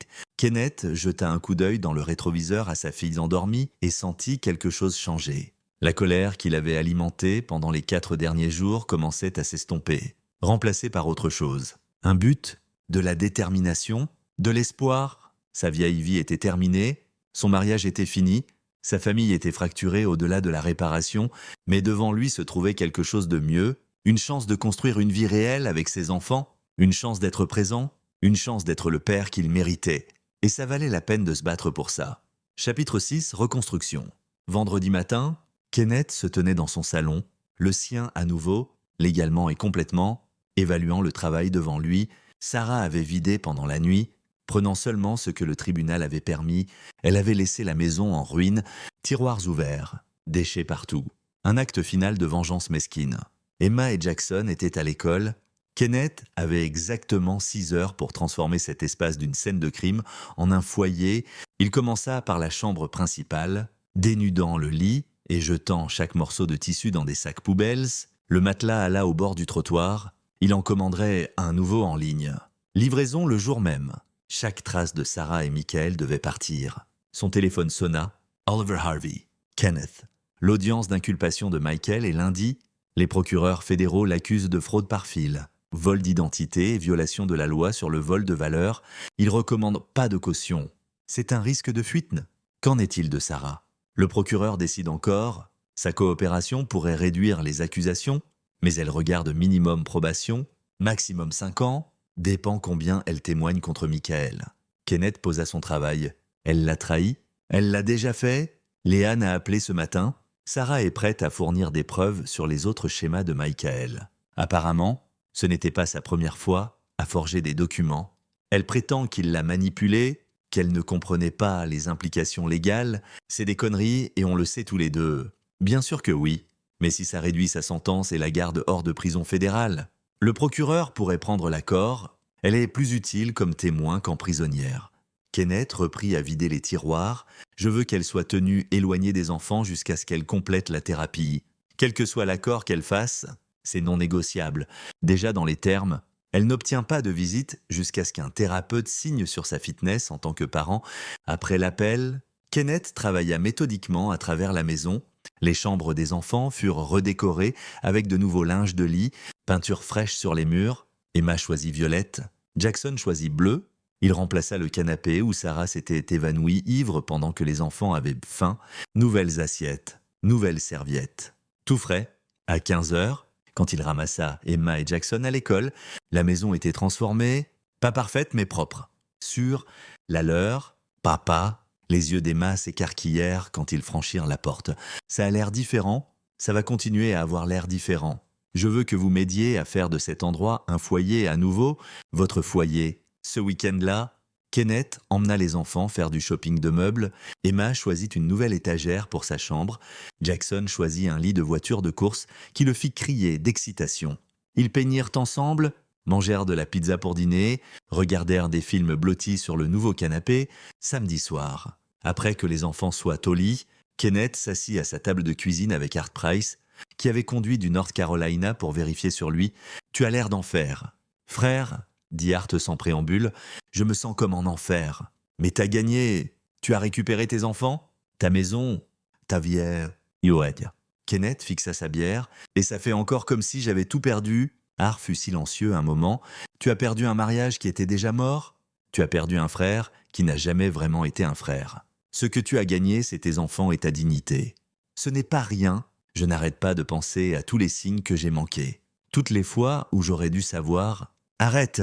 La voix d'Art était ferme. Tu étais déployé? Tu faisais ton boulot? Servant ton pays. Tu faisais confiance à ta femme et ta famille parce que c'est ce qu'on est censé faire. Ils ont trahi cette confiance. C'est sur eux, pas sur toi. J'aurais dû le voir. Tu l'as vu? C'est pourquoi tu as installé ces caméras. Pourquoi tu as mis en place la surveillance? Tu l'as vu et tu t'es protégé toi et tes enfants. Ce n'est pas un échec. Kenneth, c'est gagné. Ils burent en silence un moment. Et Kenneth sentit une partie du poids s'alléger. Art avait raison. Il avait gagné. La victoire ne ressemblait pas à ce qu'il avait attendu. Lundi matin, Kenneth s'habilla en uniforme à nouveau. L'inculpation de Michael était à 10 heures et Kenneth prévoyait d'y être, pas pour jubiler, pas pour confronter, juste pour être présent, pour voir la justice se produire. Le tribunal fédéral à Camden était imposant, tout marbre et autorité. Kenneth s'assit dans la galerie alors que Michael était amené, portant une combinaison orange, menotté, l'air hagard, Leurs yeux se rencontrèrent à travers la salle d'audience. L'expression de Michael cycla à travers les émotions. Honte, colère, supplication. Celle de Kenneth resta neutre et passive. Le procureur fédéral exposa les accusations avec une précision clinique. Fraude par fil. 15 chefs, vol d'identité. 8 chefs, vol de valeur. Un chef, complot pour commettre fraude. 3 chefs, si condamnés sur tous les chefs. Michael regardait 25 ans minimum. L'avocat commis d'office de Michael, il ne pouvait plus se permettre un avocat privé. Plaida pour une caution.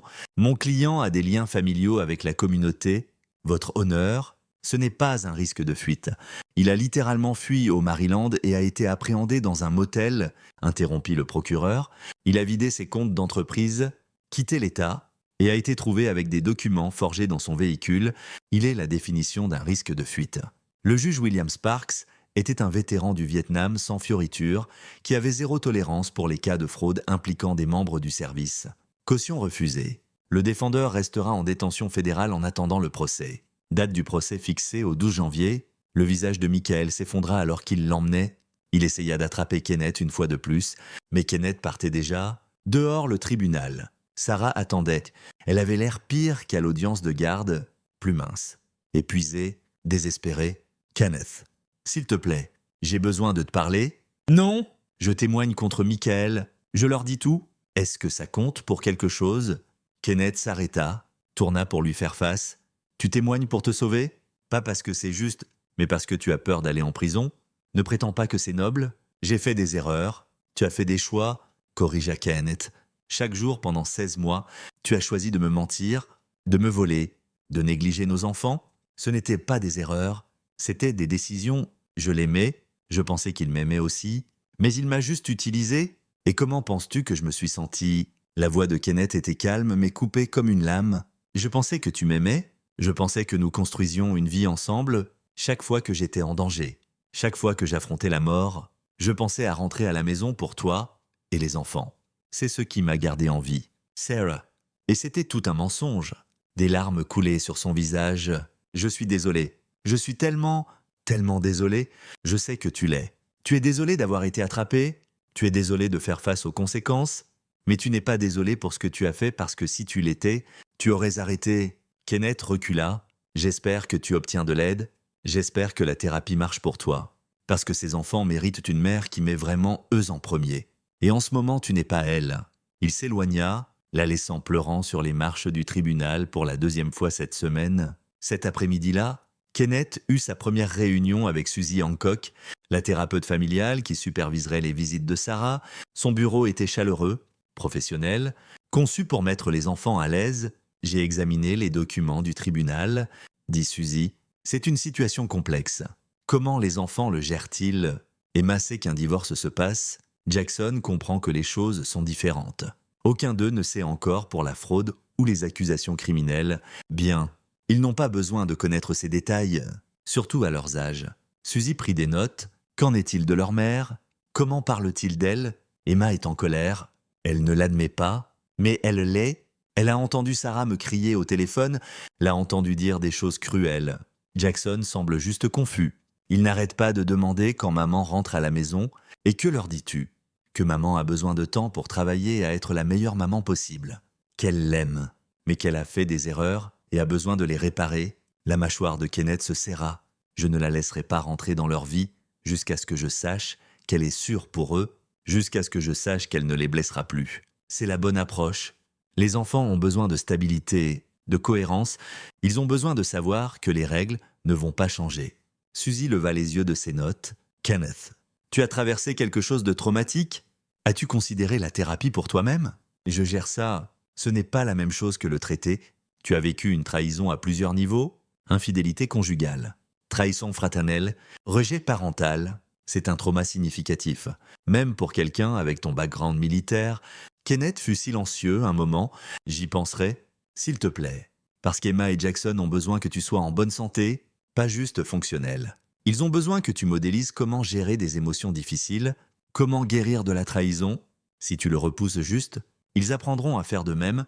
Les mots frappèrent plus fort que Kenneth ne l'attendait. Il avait été si concentré sur la protection des enfants, sur être fort pour eux. qu'ils n'avaient pas considéré ce qu'ils apprenaient en le regardant. « Tu as raison, admit-il, je prendrai un rendez-vous. Mercredi. » Kenneth assista à sa première session de thérapie avec le docteur Calvin Liu. Aucun lien avec son voisin? Un conseiller spécialiste des vétérans qui comprenait la culture militaire. « Dis-moi pourquoi tu es ici, » dit le docteur Liu. Pendant 90 minutes, Kenneth parla. Il parla de la trahison, de la colère, du sentiment de violation. Il parla de ses déploiements, de la culpabilité d'être parti, de la peur que peut-être s'il avait été à la maison plus, ça ne serait pas arrivé. C'est une réponse courante, dit le docteur Liu. Mais Kenneth, tu n'as rien fait de mal. Tu as servi ton pays, tu as pourvu à ta famille, tu as fait confiance à des gens qui auraient dû être dignes de confiance. Leurs choix ne sont pas ton échec. Alors pourquoi ça fait comme si j'avais échoué? Parce que tu es un soldat, tu es entraîné à prendre la responsabilité, à diriger, à protéger. Quand quelque chose va mal, tu assumes automatiquement que tu aurais pu le prévenir, mais ce n'était pas une mission que tu pouvais contrôler. Sarah et Michael ont fait leur choix indépendamment de ce que tu as fait ou pas fait. Kenneth sentit quelque chose se briser à l'intérieur. Je l'aimais vraiment. Et je sais. Et mon frère? Nous n'avons jamais été proches, mais il était encore famille. Et il m'a regardé dans les yeux et a menti pendant des mois. Oui? Comment faire confiance à quiconque à nouveau? Comment laisser entrer les gens quand les gens les plus proches m'ont fait ça? Le docteur Liu se pencha en avant. De la même façon que tu enseigneras à tes enfants à faire confiance à nouveau, un jour à la fois, une personne sur à la fois, tu reconstruis lentement avec des gens qui se prouvent dignes de confiance. Tu ne te fermes pas, tu choisis juste plus soigneusement. Au moment où Kenneth quitta la session, il se sentait plus léger, pas guéri, ça prendrait du temps, mais plus léger, comme peut-être qu'il pouvait faire ça, peut-être qu'il pouvait reconstruire. Vendredi soir, Kenneth préparait le dîner quand la sonnette retentit. Il ouvrit pour trouver Calvin Liu, son voisin, tenant un plat à gratin. « J'ai pensé que tu pouvais utiliser un repas maison, » dit Calvin. « Ma femme en a fait en extra. Tu n'as pas à... » « Je sais, mais nous voulons... » L'expression de Calvin était gentille. « Tu traverses l'enfer? Mec, laisse les gens aider. » Kenneth accepta le plat, sentant une gratitude inattendue. « Merci. Nous organisons aussi une rotation de surveillance de quartier. S'assurer que quelqu'un a toujours un œil sur ta maison, surtout quand les enfants sont à la maison, juste comme une couche supplémentaire de protection. Tu ne penses pas que Sarah ferait « Je ne pense rien, mais mieux vaut prévenir que guérir. Tu as servi à l'étranger? Laisse-nous te servir ici. » Après que Calvin soit parti, Kenneth regarda le plat, sa maison propre. Les photos d'Emma et Jackson sur la cheminée, c'était sa vie maintenant. Père célibataire, soignant principal, construisant quelque chose de nouveau des décombres, ce n'était pas la vie qu'il avait planifiée, pas le conte de fées auquel il croyait quand il avait épousé Sarah 9 ans plus tôt, mais c'était réel, c'était la sienne, et c'était assez. L'appel arriva un mardi matin. 3 semaines après l'inculpation de Michael, Kenneth préparait le déjeuner d'Emma pour l'école quand le nom de Trevor Carroll apparut sur son téléphone. « Nous avons un problème ?» La main de Kenneth s'immobilisa sur le sandwich. « Quel genre de problème ?» Nous avons creusé plus profondément dans l'opération de Michael. C'est plus gros que nous pensions. Il mène cette escroquerie depuis des années, différents noms, différents vétérans dont il a volé les identités. Kenneth. Nous avons trouvé 7 autres victimes. Le sang de Kenneth se glaça. 7, tous des membres du service déployé. Ils recherchaient des unités militaires, découvraient qui était à l'étranger, volaient leurs informations et utilisaient leurs crédentials pour sécuriser des contrats. Tu es le seul qui l'a attrapé parce que tu étais assez parano pour mettre en place la surveillance avant de partir. Jésus-Christ, ça empire. Une de ses victimes s'est suicidée l'année dernière, rentrée pour trouver son crédit détruit, entreprise qu'il n'avait pas autorisée, huissier le harcelant. Le gars ne pouvait pas le gérer. La voix de Trevor était sombre. L'enquête a trouvé les empreintes de Michael partout. Kenneth s'assit lourdement. Son frère n'était pas juste un escroc. C'était un prédateur qui détruisait des vies. Quel est le plan maintenant? Les accusations fédérales s'élargissent. On regarde le potentiel RICO pour entreprise de fraude organisée.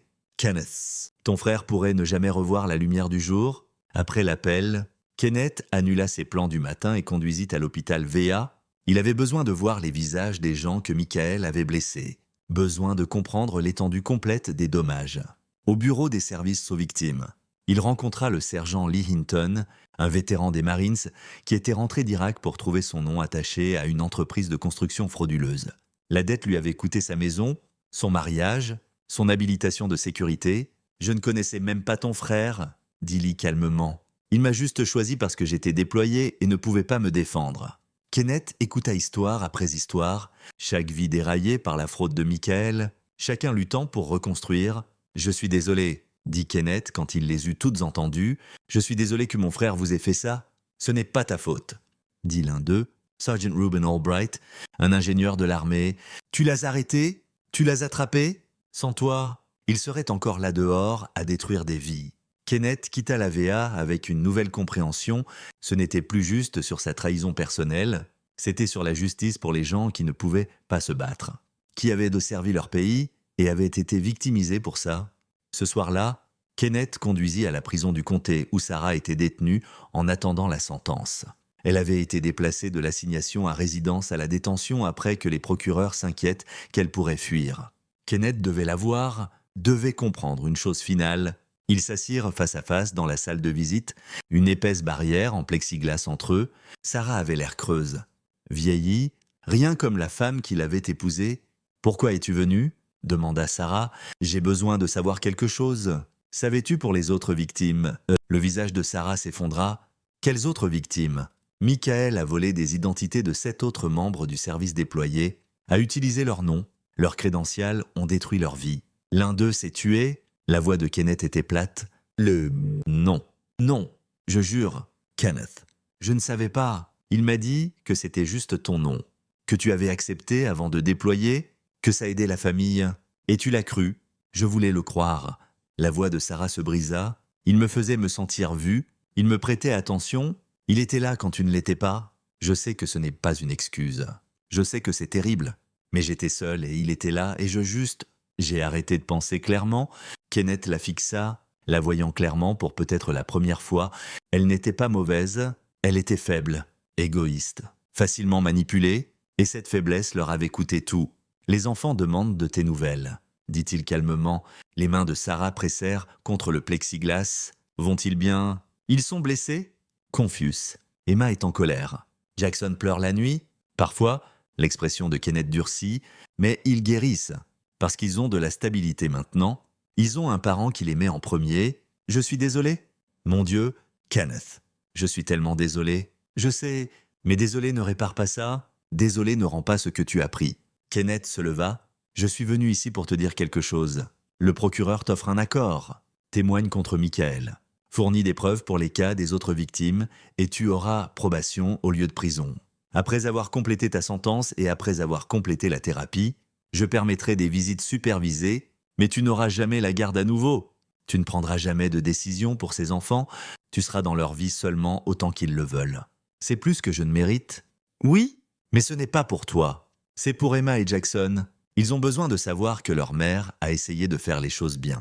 Même si elle les a laissés tomber, prends l'accord. Sarah, affronte ce que tu as fait. Peut-être qu'un jour, les enfants te pardonneront. Toy? Kenneth fut silencieux un long moment. Non. Mais je lâcherai la colère éventuellement. Pour mon propre bien, pas le tien. Il la laissa pleurant, sortit de la prison dans l'air froid de novembre et sentit la dernière pièce de sa vieille vie tomber. Thanksgiving approchait et Kenneth l'affrontait avec dread. Habituellement, il serait allé chez sa mère, mais sa mère avait fait son choix. Elle avait pris le parti de Michael, blâmé Kenneth pour avoir détruit la famille. Calvin et sa femme, Denise, invitèrent Kenneth et les enfants chez eux. Personne ne devrait être seul pour Thanksgiving, dit Denise, surtout pas 2 enfants qui ont traversé l'enfer. La journée fut étonnamment bonne. Emma et Jackson jouèrent avec les neveux de Calvin. Kenneth aida avec le dîner, reconnaissant pour la distraction autour de la table, entouré de gens qui avaient choisi de se soucier. Kenneth sentit quelque chose qu'il n'avait pas senti depuis des mois. Appartenance. « Je suis reconnaissante pour papa, » dit Emma quand ils firent le tour de la table, parce qu'il est rentré et a rendu tout bien à nouveau. La gorge de Kenneth se serra. « Je suis reconnaissant pour toi et Jackson, pour les 2e chances, pour les gens qui se montrent quand ça compte. » Cette nuit-là, bordant les enfants, Emma posa la question que Kenneth avait dreadée. « Papa, pourquoi maman a choisi oncle Michael au lieu de nous ?» Kenneth s'assit au bord de son lit, choisissant ses mots soigneusement. « Ta maman a fait des choix qui ont blessé notre famille. Parfois les adultes font ça. Ils font des choix qu'ils pensent les rendront heureux. Mais vraiment, ils blessent juste les gens qui les aiment.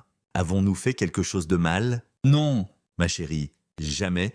Toi et Jackson êtes parfaits. Ce qui s'est passé avec ta maman, ce n'est pas sur vous.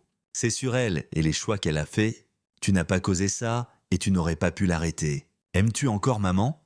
Kenneth considéra la question. J'aime la personne que je pensais qu'elle était, mais cette personne n'existe pas. La vraie, elle a fait des choix que je ne peux pas pardonner. Est-ce que ça a du sens? Emma hocha la tête lentement. Je pense que oui. Je suis en colère contre elle. C'est ok. Tu as le droit d'être en colère. Est-ce qu'elle reviendra un jour? Elle visitera parfois quand tu seras prête, mais elle ne vivra plus ici. C'est juste nous maintenant. Toy, moi et Jackson. Est-ce ok? Emma fut silencieuse un moment, puis « Ouais, c'est ok ». Décembre apporta le procès de Michael. Kenneth y assista chaque jour, s'asseyant dans la galerie pendant que les procureurs détruisirent méthodiquement les défenses de son frère. Les preuves étaient accablantes. Documents forgés, identité volée, contrat frauduleux, victime après victime témoigna des dommages causés par Michael. Sarah témoigna 3 jours. Elle fournit des preuves, emails, conversations enregistrées. L'avocat de Michael essaya de la discréditer, mais les preuves physiques soutenaient chaque affirmation qu'elle faisait. À la barre, Kenneth témoigna 4 heures. Il guida le jury à travers son calendrier de déploiement, prouva de manière concluante qu'il ne pouvait pas avoir participé à aucune entreprise pendant qu'il était à l'étranger. Identifia sa vraie signature versus les faux. Quand l'avocat de Michael le contre-interrogea, essaya de le peindre comme vindicatif, Kenneth resta calme. « N'est-il pas vrai que tu détestais ton frère? » « Non, j'aime mon frère. J'aurais fait n'importe quoi pour lui. C'est ce qui rend ça si douloureux. Je lui faisais confiance. Et il a utilisé cette confiance pour détruire ma vie et les vies de 7 autres membres du service. Mais tu bénéficies de sa condamnation, je bénéficie de la justice, les autres victimes bénéficient de la justice. Mes enfants bénéficient d'apprendre que les actions ont des conséquences. » Kenneth regarda directement Michael. « J'aurais souhaité que rien de tout ça n'arrive. J'aurais souhaité que mon frère soit la personne que je pensais qu'il était, mais il ne l'était pas, et maintenant il doit affronter ce qu'il a fait. » Le jury délibéra 6 heures. Quand ils revinrent, le verdict fut unanime. Coupable sur tous les chefs. La sentence de Michael était prévue pour janvier. Il regardait 25 ans minimum. Alors qu'il l'emmenait, Michael regarda Kenneth une dernière fois. Kenneth ne vit aucun remords là, juste de la colère, juste du ressentiment d'avoir été attrapé. Et Kenneth savait qu'il avait fait le bon choix. Son frère n'était pas désolé pour ce qu'il avait fait. Il était désolé d'avoir échoué. Chapitre 8, conséquences. Janvier apporta un froid brutal à l'audience de sentence de Michael. Kenneth s'habilla en uniforme une dernière fois, ajoutant son complément complet de médailles et rubans. Ce n'était pas pour le show, c'était pour faire une déclaration sur qui Michael avait victimisé. La salle d'audience était pleine. Toutes les 7 victimes assistèrent avec leurs familles. Les médias étaient présents. Ça a été devenu un cas significatif sur la fraude militaire et le vol de valeurs. Kenneth s'assit au premier rang, flanqué d'Oliver Harvey et Trevor Carroll. Le juge William Sparks examina les directives de sentence avec la même sévérité qu'il avait montrée tout au long du procès. M. Dunbar, vous avez été condamné pour 27 chefs de fraude fédérale, vol d'identité et vol de valeurs. Avant que je passe la sentence, y a-t-il quelque chose que vous voudriez dire? Michael se leva, son avocat commis d'office à côté de lui. Il avait l'air plus petit d'une certaine façon, diminué par la combinaison orange et le poids de ses actions. Votre honneur, j'ai fait des erreurs. Je me suis embarqué et j'ai blessé des gens que je n'ai jamais voulu blesser. Je suis désolé pour ce que j'ai fait. J'espère qu'un jour, mon frère et les autres victimes pourront me pardonner. C'était une déclaration soigneusement rédigée, clairement écrite par son avocat, des mots vides conçus pour réduire sa sentence. Le juge Sparks avait l'air non impressionné. « M. Dunbar, vous avez ciblé des membres du service déployé parce qu'ils ne pouvaient pas se défendre. Vous avez volé leurs identités, détruit leur crédit, endommagé leur réputation. Une victime s'est suicidée à cause de la dévastation financière et psychologique que vous avez causée. Ce n'était pas des erreurs. C'étaient des actes calculés, soutenus de prédation. » Le juge se tourna vers l'accusation. « J'aimerais entendre les victimes, une par une. » Les 7 vétérans se levèrent et parlèrent. Ils décrivirent rentrer de la guerre pour trouver leur vie détruite. Huissiers appelant, crédit ruiné, entreprises qu'ils n'avaient pas autorisées opérant sous leur nom. Le coup psychologique de combattre pour leur pays à l'étranger, seulement pour être victimisés à la maison. Quand ce fut le tour de Kenneth, il se leva et fit face au juge. « Votre honneur, Michael Dunbar est mon frère. Où il l'était. Je le connais depuis 34 ans. Et pendant 34 ans, je pensais savoir qui il était. Je pensais qu'il était famille. La voix de Kenneth était stable. Contrôlée. Ce que j'ai appris, c'est qu'il est un prédateur. Il m'a ciblé, non malgré notre relation, mais à cause d'elle. Il savait que je lui faisais confiance. Il savait que je serais déployé et incapable de vérifier ses actions. Il a utilisé mon service, mon absence en défense de notre pays, comme une arme contre moi. Kenneth sortit un dossier. Ça contient des lettres de l'école de mes enfants. Des dossiers médicaux, documentation de comment la relation de Michael avec ma femme a mené à la négligence de mes enfants. Emma, ma 7 ans, a commencé à avoir des attaques d'anxiété parce que sa mère était trop distraite par l'affaire pour remarquer sa fille en difficulté. Jackson, mon 5 ans, a des cauchemars sur moi partant à nouveau parce que Michael et Sarah l'ont convaincu que les pères ne restent pas. La salle d'audience était silencieuse. Michael n'a pas juste volé de l'argent, votre honneur. Il a volé ma famille, il a volé le sentiment de sécurité de mes enfants. Il a volé l'identité et la réputation de 7 autres vétérans qui ont donné tout pour ce pays. Et il l'a fait sans remords, sans hésitation. Parce qu'il pensait être plus intelligent que tout le monde, Kenneth regarda son frère. « J'espère que la prison te donne le temps de comprendre l'ampleur de ce que tu as fait. J'espère que ça te donne le temps de développer la conscience que tu aurais dû avoir depuis le début. Mais honnêtement, je ne pense pas que tu sois capable de ce genre de croissance. Je pense que tu passeras les 2 prochaines décennies à blâmer tout le monde sauf toi-même. » Kenneth s'assit. Michael le fixait avec une haine non dissimulée maintenant. Toute prétention de remords partie, le juge Sparks n'hésita pas. « Michael Dunbar, je vous condamne à 25 ans de prison fédérale sans possibilité de libération conditionnelle pour les 15 premières années. Vous êtes ordonné de payer restitution complète à toutes les victimes. Totalisant approximativement 2120 000 €, vos actifs d'entreprise seront liquidés et distribués aux victimes. Vous serez enregistré comme un criminel condamné et sujet à probation à vie à la libération. » Le visage de Michael blanchit. Son avocat essaya de parler, mais le juge leva une main. « De plus, vu la nature de vos crimes et votre exploitation du service militaire, je recommande que vous serviez votre sentence dans une installation qui n'héberge aucun autre vétéran. Vous avez perdu le droit à leur communauté alors qu'ils emmenaient. Michael, il cria à Kenneth, « C'est ta faute? Tu as fait ça? Tu as détruit tout ?» Kenneth ne réagit pas. Regarda juste son frère être retiré de la salle d'audience, blâmant encore tout le monde pour ses choix. 2 semaines plus tard, la sentence de Sarah fut considérablement différente. Elle avait coopéré pleinement avec les procureurs, fournissant des preuves qui aidaient à condamner Michael. Son avocate plaida pour probation basée sur son assistance et ses enfants. Kenneth assista mais ne parla pas. Il avait dit tout ce qu'il avait besoin de dire. La juge Palmer, la même juge qui avait géré le cas de garde, fut plus clémente. « Madame Dunbar, vous avez coopéré avec les enquêteurs et montré un remords genuin pour vos actions. Cependant, vous avez commis des crimes sérieux qui ont nui à votre famille et aidé un prédateur. Je vous condamne à 5 ans de probation, 500 heures de service communautaire, thérapie obligatoire et restitution de 43 240 € à votre ex-mari pour les charges de carte de crédit frauduleuse. » Sarah s'effondra de soulagement. 5 ans de probation signifiait qu'elle pouvait éventuellement reconstruire sa relation avec Emma et Jackson. Ça signifiait qu'elle n'avait pas tout perdu. Dehors le tribunal, Kenneth et les avocats de Sarah coordonnèrent le calendrier de visites. Sarah aurait des visites supervisées commençant dans 3 mois, après avoir complété la première phase de thérapie. Sarah approcha Kenneth une dernière fois. « Merci de ne pas pousser pour du temps de prison. Je ne l'ai pas fait pour toi, je l'ai fait pour les enfants. Ils n'ont pas besoin d'une mère en prison. Ils ont besoin d'une mère qui est réellement présente et en santé. » Kenneth hocha la tête et s'éloigna. Il ne ressentit aucune satisfaction dans sa gratitude, aucun triomphe dans ses larmes. Juste la fermeture. Février marqua 6 mois depuis que Kenneth avait reçu ce message texte. 6 mois depuis que son monde avait implosé et s'était reconstruit en quelque chose d'irreconnaissable. Emma et Jackson prospéraient. Les notes d'Emma s'étaient améliorées dramatiquement.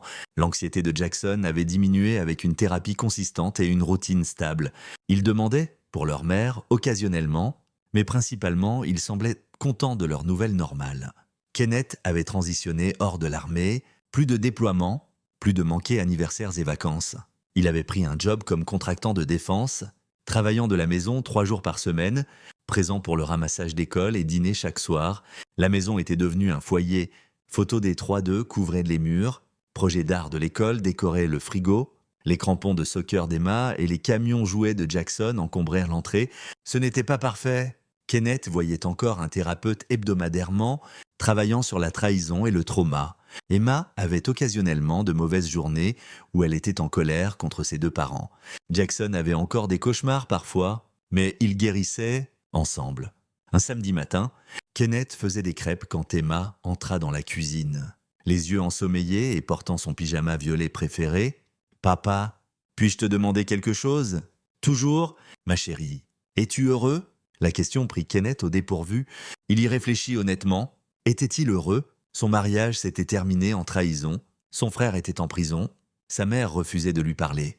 Il était un père célibataire, jonglant travail et soin des enfants et responsabilités infinies. Mais Emma souriait plus. Le rire de Jackson remplissait la maison. Kenneth allait au lit chaque soir, sachant que ses enfants étaient en sécurité, sachant qu'il avait fait tout bien, sachant qu'il les avait protégés. « Ouais ?» dit-il, tirant Emma dans une étreinte. « Ouais. Je suis heureux ? Bien. Moi aussi. » Cet après-midi-là, Kenneth reçut un visiteur inattendu. Oliver Harvey arriva avec une grande enveloppe. Qu'est-ce que c'est ? Chèque de restitution pour les actifs liquidés de l'entreprise de Michael. Ta part du règlement ? Oliver lui tendit l'enveloppe. Ce n'est pas tout ce qu'il a volé, mais la plupart, environ 50 800 €. Kenneth fixa le chèque, ne ressentant rien. L'argent n'importait pas. Il n'avait jamais importé. Mets-le dans un fonds pour l'université, pour Emma et Jackson. Partagez également. Kenneth, tu pourrais utiliser ça. Les enfants l'utiliseront pour leur futur. C'est ce qui compte maintenant. Oliver sourit. Tu es un bon père ? J'essaie de l'être. Mars apporta la première visite entre Sarah et les enfants. Kenneth les conduisit au centre de thérapie familiale, son estomac serré d'anxiété. « Souvenez-vous, dit-il à Emma et Jackson, si vous êtes mal à l'aise à n'importe quel moment, vous pouvez le dire à Suzy et on arrêtera. Vous êtes en contrôle ici. » Emma hocha la tête sérieusement. Jackson serra la main de Kenneth plus fort. La visite dura 1 heure. Kenneth attendit dans le lobby, lisant mais ne traitant pas un seul mot. Quand la porte s'ouvrit, Suzy émergea en premier. « Ils ont bien fait ?» C'était émotionnel, mais approprié. Sarah a respecté les frontières. Suzy sourit. « Je pense qu'avec le temps et la cohérence, ça pourrait marcher. » Emma et Jackson sortirent calmement. Les yeux d'Emma étaient rouges de pleurs, mais elle n'avait pas l'air traumatisée. Jackson était subdued. « Mais ok, comment c'était ?» demanda Kenneth prudemment. « Bizarre, admit Emma. Mais ok. » Maman a dit désolé beaucoup. « Est-ce qu'elle rentre ?» demanda Jackson. « Non, mon pote. Maman a son propre endroit maintenant. Mais tu pourras la visiter parfois si tu veux. »« Je veux, » dit Jackson. « Mais je veux rester avec toi. C'est le plan, » assura Kenneth. « Tu restes avec moi ?»« Toujours. » Au cours des mois suivants, les visites devinrent routine. Sarah compléta sa thérapie, maintint la sobriété, travailla un job stable dans un cabinet dentaire dans une ville différente. Elle n'était jamais en retard, jamais annulée, toujours respectueuse des frontières. Kenneth la regarda se transformer de loin. Elle perdit du poids, avait l'air plus saine.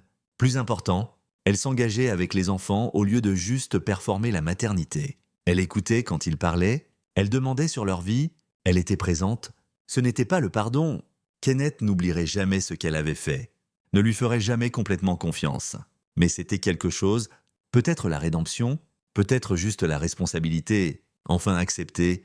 De toute façon, c'était assez pour Emma et Jackson, et c'était tout ce qui comptait. Chapitre 9 en avant. 18 mois après le texte qui avait tout changé, Kenneth se tenait dans son jardin arrière, regardant la fête d'anniversaire de 9 ans d'Emma. Les enfants couraient en criant à travers l'arroseur. Jackson et ses amis construisaient un fort élaboré à partir de boîtes en carton. Calvin s'occupait du grill. Remplissant l'air de l'odeur de burgers et hot dogs, Sarah était assise sur le porche, supervisant mais ne participant pas, respectant les frontières qu'ils avaient établies. Elle venait aux événements maintenant. Fonction familiale, toujours appropriée, toujours mesurée. Kenneth l'avait graduée à des visites non supervisées 6 mois plus tôt après que Suzy ait signé sur son progrès.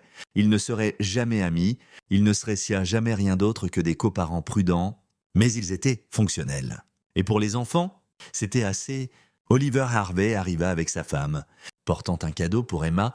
Trevor Carroll passa, apportant des nouvelles que toutes les 7 autres victimes avaient reçu leur paiement de restitution. Art Price conduisit du North Carolina juste pour être là. Parce que c'est ce que les frères, les vrais frères, faisaient là. Le téléphone de Kenneth vibra, un texte d'un numéro inconnu. J'espère que tu es heureux. J'espère que détruire ton propre frère en valait la peine. Sa mère, elle avait envoyé ces messages périodiquement pendant des mois, toujours de numéros différents après qu'il les bloque. Kenneth l'effaça sans répondre. Il avait essayé la réconciliation une fois, des mois plus tôt. Elle avait passé 2 heures à le blâmer pour l'emprisonnement de Michael, pour la honte familiale, pour ne pas être un meilleur frère. Il était parti alors et n'avait pas regardé en arrière. Certaines relations ne pouvaient pas être salvées, certaines personnes ne prendraient jamais la responsabilité de leur choix, et c'était OK. Kenneth avait appris à lâcher les gens qui refusaient de grandir. Papa, Emma courut, trempée et souriante. Pouvons-nous faire le gâteau maintenant? Allons-y. Ils se rassemblèrent autour de la table de pique-nique, alors que Kenneth sortait le gâteau d'anniversaire demandé par Emma, violette avec des papillons. Elle fit un vœu, souffla les bougies, et Kenneth captura le moment sur son téléphone.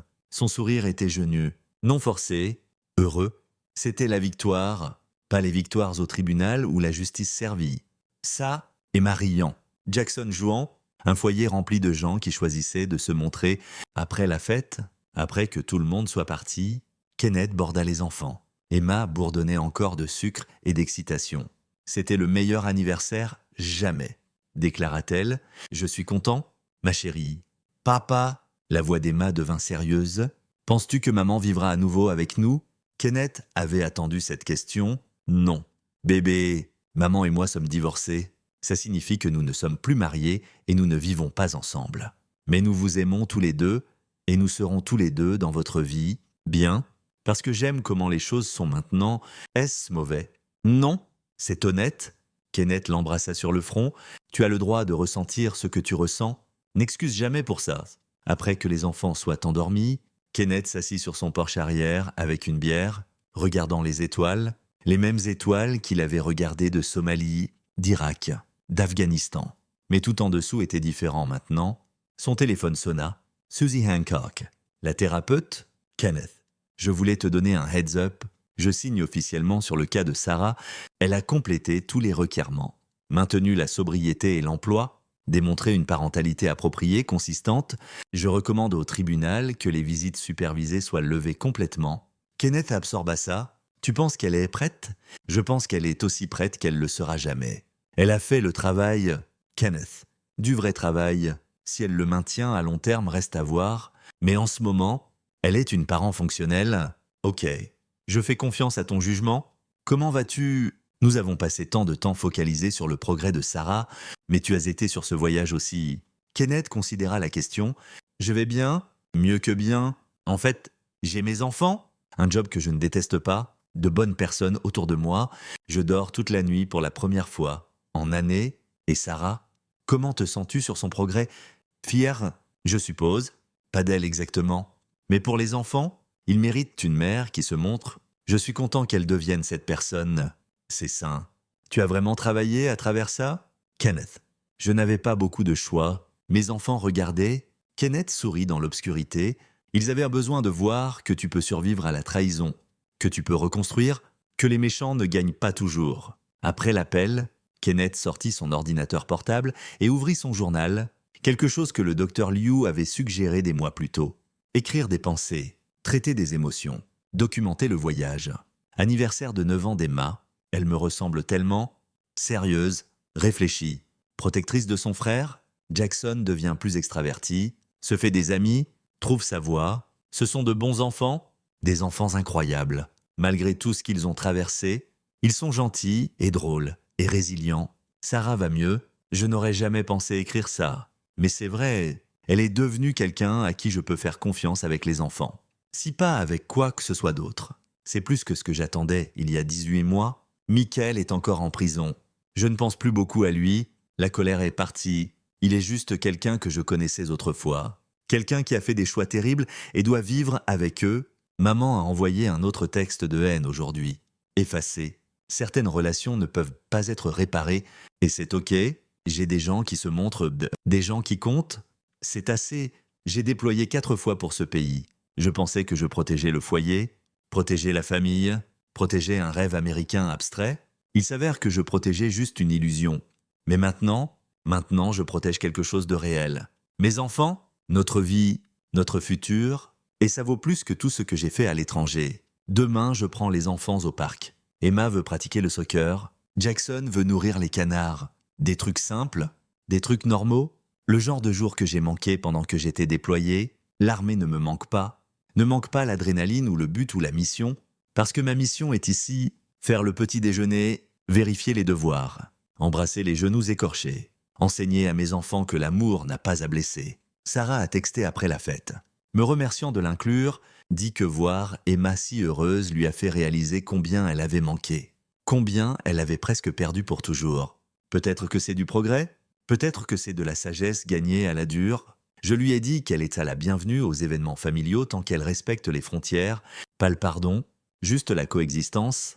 Pour les enfants, Art revient le mois prochain. Dit qu'il apporte toute l'équipe, les gars avec qui j'ai déployé, les gars qui comprennent ce que c'est de rentrer à une trahison. On fait un barbecue, laisse les enfants rencontrer mes vrais frères. Je pense à dater éventuellement, pas maintenant, trop tôt, trop compliqué, mais un jour, quand je serai prêt à faire confiance à quelqu'un à nouveau, quand je pourrai regarder une femme et ne pas voir les mensonges de Sarah. Le docteur Luce dit que c'est sain, dit que je traite correctement. Avance au lieu de rester coincé, dit que mes enfants ont de la chance de m'avoir. Je suis le chanceux, chanceux que j'ai attrapé la fraude avant qu'elle ne détruise tout. Chanceux d'avoir eu Oliver et Trevor et Art. Chanceux que mes enfants soient assez résilients pour guérir. Chanceux que je sois assez fort pour reconstruire.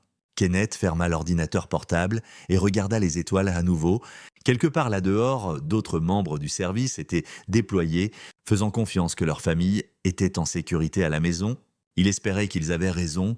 Il espérait que leur confiance n'était pas mal placée comme la sienne l'avait été, mais si c'était... S'il rentrait à la trahison et au chaos et au chagrin, il survivrait comme il avait survécu, il reconstruirait comme il avait reconstruit, parce que c'est ce que font les soldats. Ils s'adaptent, ils surmontent, ils survivent. Kenneth finit sa bière, vérifia les verrous et alla au lit. Demain, il se réveillerait à 6h30. Ferait le petit déjeuner, préparerait les enfants pour l'école, travaillerait de la maison, les ramasserait à 15h, aiderait avec les devoirs, ferait le dîner, appliquerait l'heure du coucher, des trucs simples, des trucs normaux. Les trucs qui comptent, son téléphone vibra une fois de plus, un texte d'Emma. Envoyé de sa tablette, « Je t'aime papa, tu es le meilleur papa jamais ». Kenneth sourit. Sauvegardant le message, c'était la victoire. Ce simple texte de sa fille de 9 ans, envoyé pendant qu'elle aurait dû dormir, c'était ce pourquoi il avait combattu, c'était ce qu'il avait gagné, et ça valait chaque moment de douleur pour arriver ici. La fin. Épilogue. 2 ans plus tard, Kenneth se tenait au tribunal familial une dernière fois. Sarah avait déposé pour une garde élargie, pas pour prendre les enfants, mais pour formaliser l'arrangement qu'ils vivaient depuis des mois. « Votre honneur », dit l'avocate de Sarah. Ma cliente a complété tous les programmes ordonnés par le tribunal, maintenu la sobriété pendant 3 ans et démontré une parentalité appropriée consistante. Nous demandons une modification pour permettre des visites de week-end et des vacances partagées. Kenneth ne s'opposa pas. Les enfants voulaient plus de temps avec leur mère et Sarah l'avait gagné par des années d'efforts consistants. La juge Palmer approuva la modification avec des termes clairs. Kenneth maintenait l'autorité finale de décision. Le temps de Sarah augmentait à un week-end sur 2 et vacances alternées. Toute violation résulterait en réversion immédiate à des visites supervisées. Dehors le tribunal, Sarah approcha Kenneth prudemment. « Merci de ne pas combattre ça. Je ne l'ai pas fait pour toi, dit Kenneth. Mais sa voix était gentille. Je l'ai fait pour Emma et Jackson. Ils t'aiment, malgré tout. Ils méritent d'avoir cette relation. Je sais que je ne pourrai jamais compenser ce que j'ai fait. Non, tu ne peux pas. Mais tu peux être présente allant de l'avant. C'est tout ce que je demande. Sois la mère qu'il mérite. » Sarah hocha la tête, larmes aux yeux. « Je le ferai. Je promets. » Alors que Kenneth s'éloignait en voiture, il sentit la pièce finale du passé tomber. Ils étaient divorcés. Michael était en prison. Sa mère était irrelevant. Sarah était une coparente. Rien de plus. Et Kenneth était libre. Libre de construire sa vie. Libre d'élever ses enfants. Libre de faire confiance à nouveau. Aimer à nouveau. Espérer à nouveau. Il était rentré de déploiement à la trahison et la destruction, mais il avait reconstruit quelque chose de mieux. Une vie construite sur la vérité, sur la présence, sur l'amour qui ne requiert pas de sacrifice. C'était sa victoire. C'était sa paix. Et c'est ici que notre histoire prend fin. Partagez vos pensées dans la section commentaires. Merci pour votre temps précieux. Si vous avez apprécié cette histoire, assurez-vous de vous abonner à cette chaîne. Ça m'aiderait beaucoup. Cliquez sur la vidéo que vous voyez à l'écran et je vous verrai là-bas.